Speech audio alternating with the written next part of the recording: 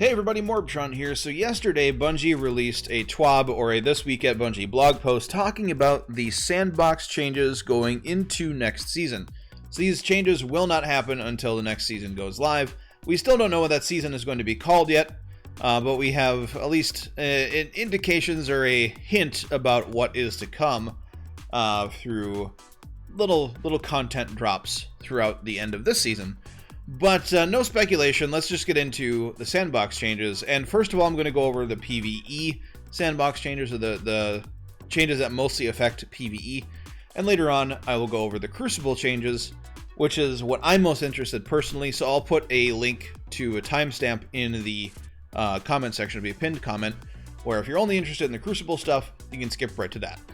But the first biggest thing for PvE is all sniper rifle damage is going to be reduced and brought back down to where it was pre-Shadowkeep, so pre-last season.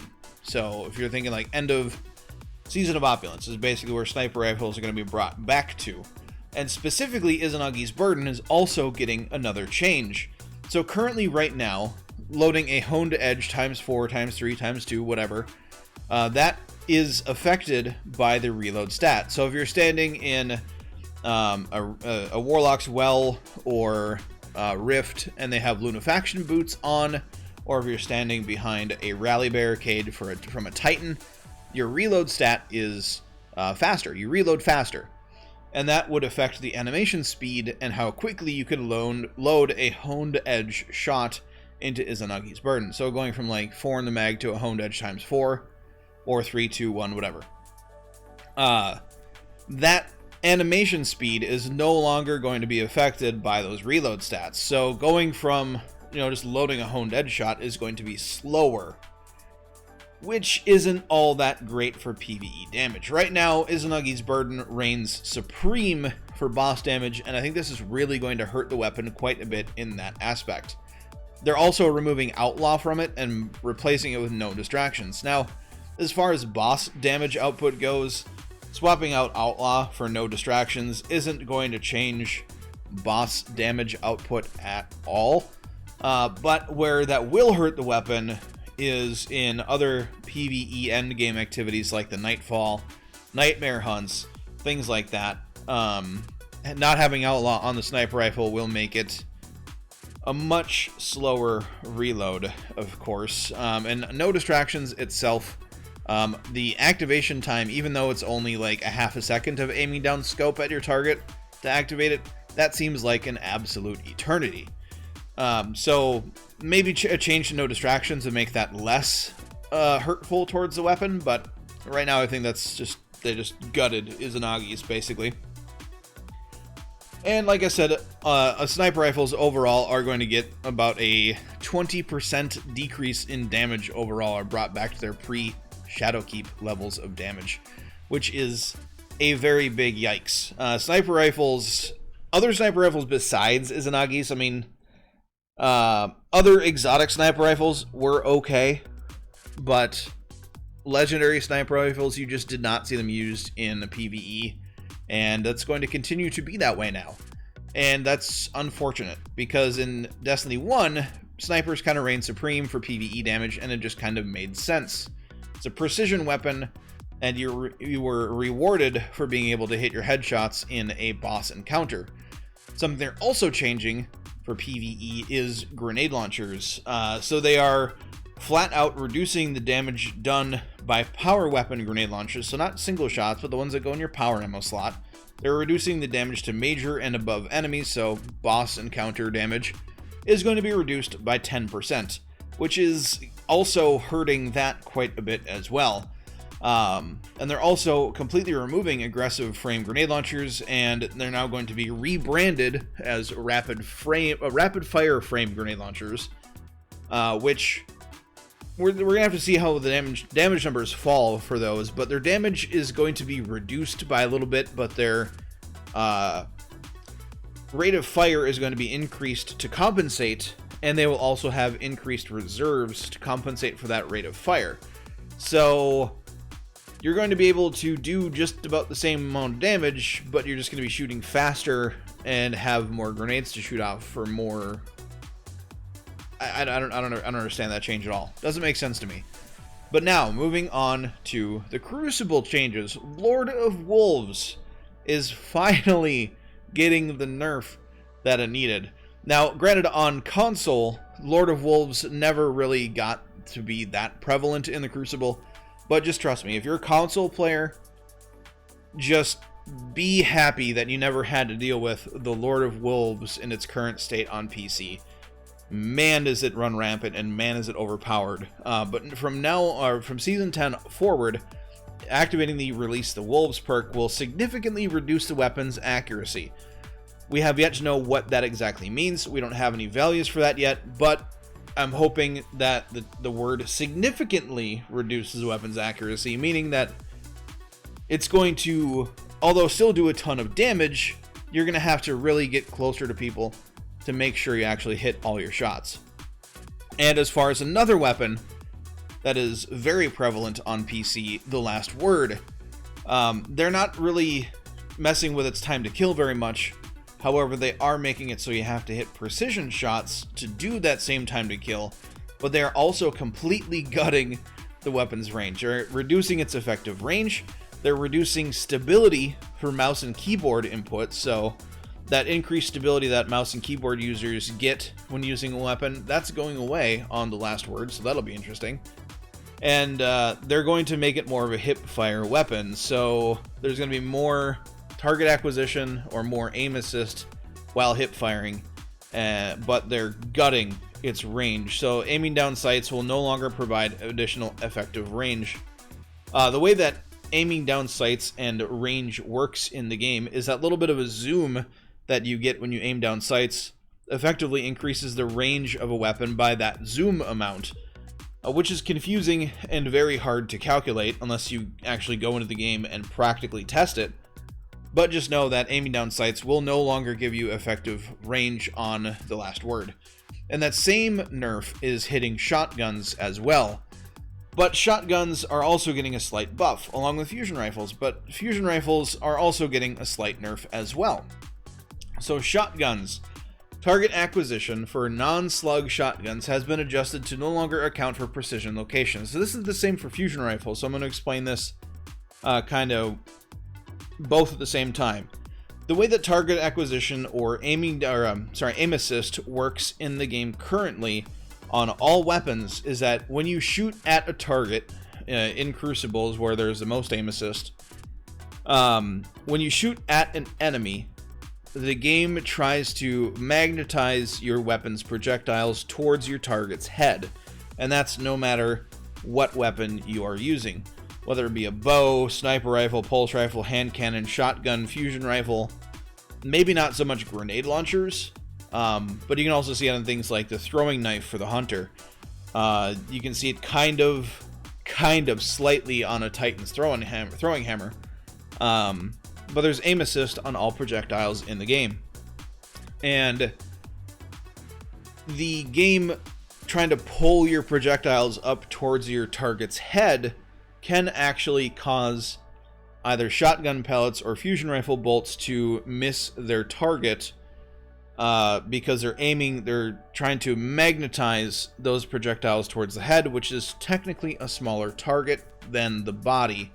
So what they're going to be doing is, instead of target acquisition going for the head on shotguns and fusion rifles, it's now going to switch that target acquisition for center mass. So no longer will you get the ghost bullets or ghost shotgun rounds where you fire your weapon, you fire your fusion rifle, shotgun, whatever, and you're asking yourself, where did my damage go? That guy should be dead, but he is not. That's going to make weapons a little bit more consistent, but aiming down sights will no longer increase effective range for shotguns overall. So that's going to hurt the range on shotguns, but if you are more of a hip-fire shotgun user, you're not going to notice it. And the target acquisition change is a buff as far as that's concerned. So if you're a hip-fire user with a shotgun, you're actually going to get a little bit of a buff rather than any amount of nerf. But If you aim down sights, just know that your shotgun range is not going to be increased from Season 10 forward. And now moving on to fusion rifles. Fusion rifles, although they do have the same target acquisition changes shotguns are going to have, specifically, they wanted to focus on the high impact archetype of fusion rifles, so the air and till archetype of fusion rifle. Right now, and I haven't had a chance to make a video on why air and till is so broken currently in Destiny 2, but it's not because of its range. It's actually because of its damage fall off floor. So currently right now in Destiny 2, if you have an air and till, it doesn't matter what the range stat is on it right now. After Season 10 forward, it will matter what the range stat is on it, and it will actually make a difference. Right now, the best stat you can go for is stability until this change hits. So right now, the damage floor on a high impact fusion is 0.75. And what that means is if a fusion rifle bolt, let's say it does 100 damage per, it doesn't do near that much, but let's just say for ease of explaining this, it does 100 damage.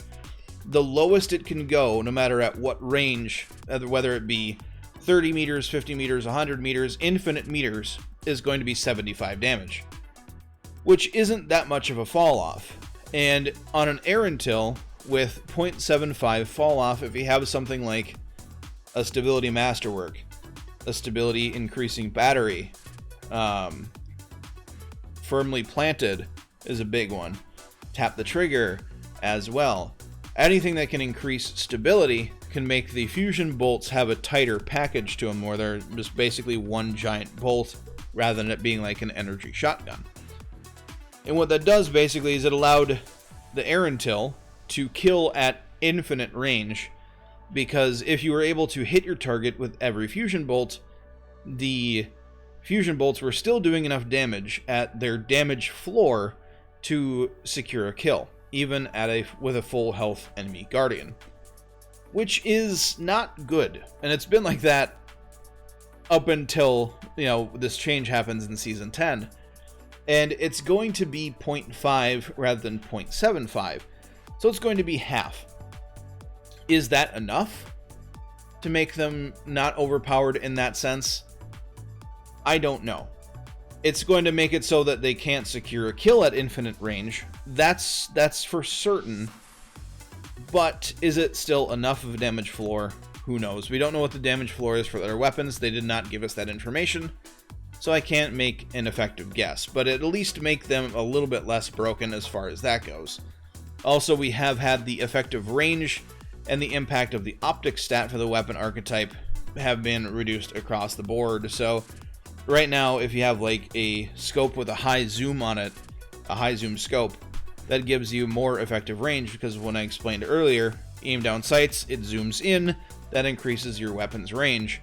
And the scope zoom is going to have less of an effect on that now. And the effective range for the weapon is also going to get hit as well.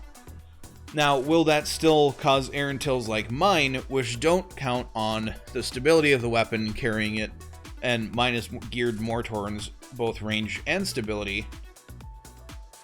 It's probably still going to be about the same as far as deadliness goes because of the way that I use it. But I don't use it to map people. So, as if you're looking for air and tills to be completely useless, it's not going to happen. I'm sorry, shotgun rushers, it's just not going to happen. But at least they won't be able to map you now. And also, backup plan is going to get nerfed as well. So backup plan is not going to make an air and till fire off instantaneously. It's still going to have a little bit of a charge up time, which I'm fine with. I personally don't enjoy backup plan on fusion rifles at all. And backup plan was originally an exotic perk on one exotic fusion rifle back in Destiny 1, but they decided to put it on all fusion rifles in Destiny 2, because back in the start of Destiny 2, every fusion rifle was a heavy weapon, and so they justified it by saying, yeah, it's an exotic perk, but it's only on a heavy weapon. And when they switched over to special weapons, rather than being only heavy back in Forsaken, they decided to keep that perk in the perk pool for fusion rifles for some reason, justified by probably just forgetting about it, and backup plan became a problem for some people. So that's neat. That's a neat thing. So Aaron Tills and other fusion rifles in that same archetype are going to get taken back a notch as far as how cheesy they can be in certain situations, but as far as how effective they will be to counterplay shotguns, if you use them correctly, are still going to be able to do that. Now, a big change, and this is where we might see a complete meta shift going into next season, is for auto rifles. Every single auto rifle archetype, high impact, precision frame, adaptive, and rapid fire, are all getting a damage increase. So, I'll just go over these numbers quick because this video is getting a little long. My apologies. High impact frames. So, they're going from, just note that their body shot damage is staying the same on some of these, but most of the time it's just going to be a precision damage increase. So previously, or right now, high impact frame auto rifles do 33 to the head. They're going to be doing 35.2 to the head. That rounding can be a little weird sometimes, but damage is increased by a little bit. Not by much, because high impact autos do actually do quite a bit of damage right now. It's just going to do a little bit more. Precision frame auto rifles are going from 25.5 damage to 27.2 damage per headshot. Body shot damage staying the same at 17. Adaptive frame or 600 RPM auto rifles, my personal favorite, are getting both a precision and body shot damage increase. Right now, body shot damage is 13.75. It's going to 15.75, so 2 damage increase there. That's a good thing. And precision damage is actually going up by 3.2, from 22 to 25.2. Very nice. And also rapid fires, the 700 RPM auto rifles, 750s. Correct me if I'm wrong. They are going from 20.1, or they're going from 18.75 precision damage to 20.1, and 12.5 body shot to 13.4. So not a drastic sweep there. You know, a rapid fire auto rifle is basically just like a high range SMG. So they're about in that same ballpark now. But the biggest change we're seeing is, of course, to the 600 RPM autos, which were my personal favorite. And the exotic auto rifles that land in that archetype are going to see probably a lot of usage, and they might become the meta. That's going to be Suros Regime. That's going to be the Monte Carlo, that sort of thing. Also, now Hardlight is a 600, so that lands in the adaptive frame. So that is going to see probably a lot more use.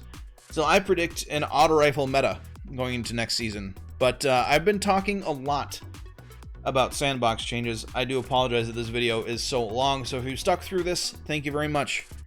If you liked the video, hit the like button for me. I would greatly appreciate it. If you're new here, subscribe for more Destiny 2 content. But do not forget to have a good day, everybody, and I will catch you all next time.